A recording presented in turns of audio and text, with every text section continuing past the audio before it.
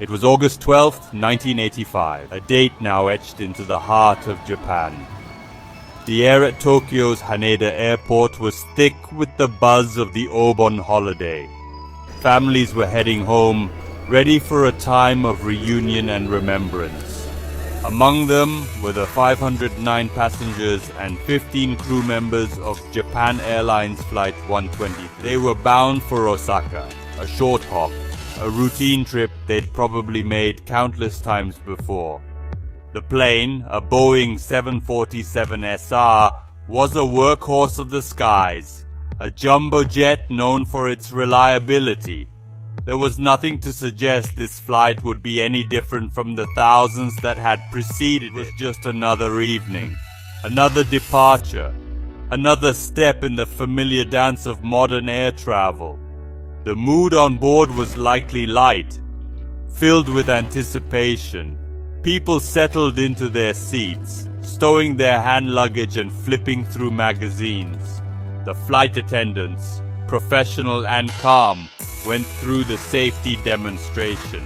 They pointed to the emergency exits, showed how to use the oxygen masks, and secured the cabin for takeoff. At 6:12 p.m., with everything in order, the powerful engines of the 747 roared to life. The aircraft gracefully lifted off the runway, climbing into the summer sky over Tokyo Bay. Below, the city lights began to twinkle. 12 minutes, everything was completely, utterly normal. This was just Flight 123 on its way. This journey was destined for a different, darker place. Unknown to everyone on board, a catastrophic failure was waiting to happen. Deep within the aircraft's tail, a metal repair patch, improperly installed 7 years earlier, was straining under the immense pressure of flight. It was a ticking time bomb, a fatal flaw hidden from sight. The thousands of takeoffs and landings since the repair had weakened the structure little by little, cycle by cycle. Each flight had brought it closer to the breaking point. On this particular evening, the pressure would finally become too much for the compromised metal to bear. The aircraft reached its cruising altitude of 24,000 feet. Passengers were unbuckling their seatbelts, perhaps thinking about the loved ones they would soon see. Then, at 6:24 p.m., it happened.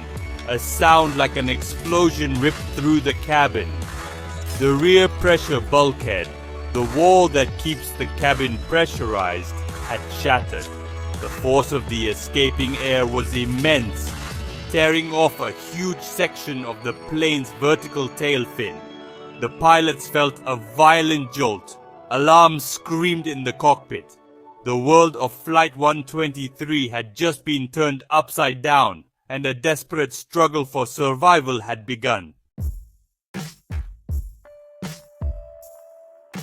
In the cockpit, Captain Masami Takahama and his crew were suddenly fighting a losing battle. The explosion had severed all 4 of the aircraft's hydraulic lines, which are the lifeblood of a plane's control systems. Imagine trying to steer a car with no steering wheel, no brakes, nothing. That was their reality. They had lost the rudder, the elevators, and the ailerons. The giant 747 was now a wounded beast, bucking and rolling through the sky, almost completely uncontrollable. The pilots transmitted a distress signal, their voices strained but professional, reporting a loss of pressure and control. They were flying blind, wrestling with a machine that no longer responded to their commands. Down in the cabin, chaos had erupted. The sudden decompression caused the oxygen masks to drop from the ceiling, a terrifying sight for any passenger. The plane began a series of wild oscillations, a motion pilots call a phugoid cycle. It would climb steeply, stall, and then dive, only to repeat the process over and over. For the 509 passengers, it was 32 minutes of pure terror. They were thrown around in their seats, subjected to extreme G-forces. Yet amidst the panic there was incredible bravery.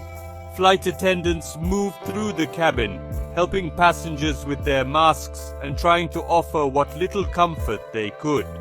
Despite the sheer terror of their situation, many passengers seemed to understand that these might be their final moments. They knew. In an act of profound love and farewell, they began writing final messages to their families. These notes, later recovered from the wreckage, are heartbreaking to read.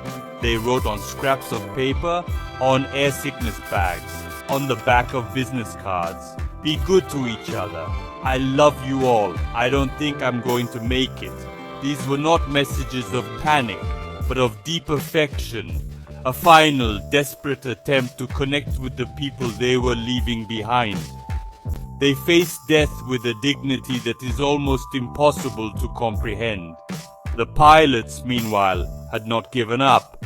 They were using every ounce of their skill and ingenuity to try and save the plane. They discovered that by varying the thrust of the engines, they could achieve some limited control over the aircraft's direction and altitude. It was an incredible feat of airmanship, a technique that pilots are not trained for. They fought to guide the crippled jet back towards land, aiming for any possible runway, any safe haven. For 32 long minutes, they kept the plane in the air, a testament to their skill and courage. They were battling against impossible odds, hoping for a miracle that would never come. The pilots' heroic efforts brought the plane back over the mountainous terrain of Gunma Prefecture. They were trying to nurse the aircraft towards a US airbase at Yokota, but the 747 was becoming increasingly unstable. As it descended, its movements became more erratic. The final moments of the flight were a terrifying, uncontrollable dive. The passengers and crew would have felt the plane lurch violently as the pilots lost their final battle for control. At 6:56 p.m., after 32 minutes of struggle, the plane's right wing clipped a mountain ridge. The impact sent the massive aircraft cartwheeling over the terrain before it slammed inverted into the side of Mount Takamagahara. The crash was catastrophic. The force of the impact, combined with the full load of jet fuel, created a massive fireball that consumed the wreckage and the surrounding forest. The aircraft disintegrated, scattering debris over a wide area. For the vast majority of the 524 people on board, death was instantaneous. The journey of Flight 123 had ended in one of the most remote and inaccessible parts of the region. The silence that followed the roar of the crash was absolute. The worst single aircraft disaster in the history of aviation had just occurred, hidden away on a dark forested mountainside. Due to the remote location and the darkness, the initial rescue efforts were confused and tragically delayed. A US Air Force helicopter was one of the first to spot the wreckage, but was recalled, with Japanese authorities stating their own teams would handle the rescue. It was a decision that would later be heavily scrutinized. The official Japanese rescue teams decided it was too dangerous to attempt a helicopter landing at night on the steep, burning terrain. They believed there could be no survivors from such a devastating crash. As a result, the main rescue party would not reach the site until the next morning, nearly 14 hours after the accident. Against all odds, there were survivors. 4 people, all female, had miraculously lived through the impact. They were Media Group, portrait of female survivors, close-up of survivor's face, at distribute_equally, Yumi Ochiai, an off-duty flight attendant, Hiroko Yoshizaki, and her 8-year-old daughter Mikiko, and 12-year-old Keiko Kawakami. They had all been seated in a section of the rear fuselage that had broken away and cushioned their impact. They lay injured and alone in the darkness, surrounded by their deceased, listening to the sounds of others in pain before they faded into silence. The delay in the rescue meant that others who might have survived the initial crash sadly perished from their injuries and exposure during the cold night on the mountain.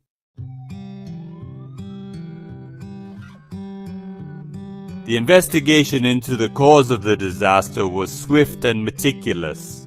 Investigators painstakingly recovered and reassembled the wreckage, searching for clues. They soon focused on the aircraft's tail section and the recovered flight recorders. The evidence pointed to a single catastrophic event, the failure of the aft pressure bulkhead. The question was, why had it failed? The answer lay 7 years in the past. In 1978, the same aircraft had suffered a tail strike incident during a landing. The bulkhead had been damaged and subsequently repaired by a team from Boeing. This repair was the key. The investigation revealed a fatal mistake. The approved repair procedure required a single, continuous splice plate secured with 3 rows of rivets to join the 2 sections of the damaged bulkhead.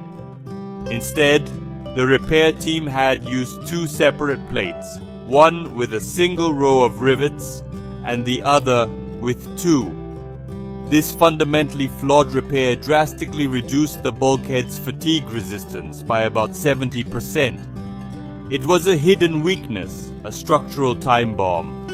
With every flight, tiny cracks grew from the single row of rivets until, on that August evening in 1985, the bulkhead could no longer withstand the pressure. It was a failure of process, a human error with unimaginably tragic consequences. The tragedy of Flight 123 sent a shockwave across Japan. The nation plunged into a period of deep mourning. The scale of the loss was immense, touching communities across the country. Japan Airlines president resigned, taking personal responsibility for the disaster.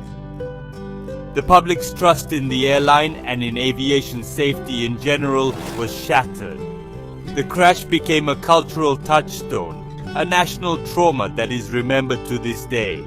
Memorials were built, and every year on the anniversary, families of the victims hike up the steep mountain path to pay their respects at the crash site, a place now known as the Osaka Ridge. The legacy of Flight 123 extends far beyond Japan. It served as a brutal and powerful reminder to the global aviation industry that there is no room for complacency. The disaster led to significant changes in maintenance procedures and a greater understanding of structural fatigue and damage repair. It highlighted the critical importance of communication and oversight in aircraft maintenance. The 520 souls who lost their lives on that mountain did not die in vain. Their story is a solemn lesson written in tragedy, reminding us all that the safety of every single passenger relies on the diligence and integrity of every single person involved in flying and maintaining these incredible machines.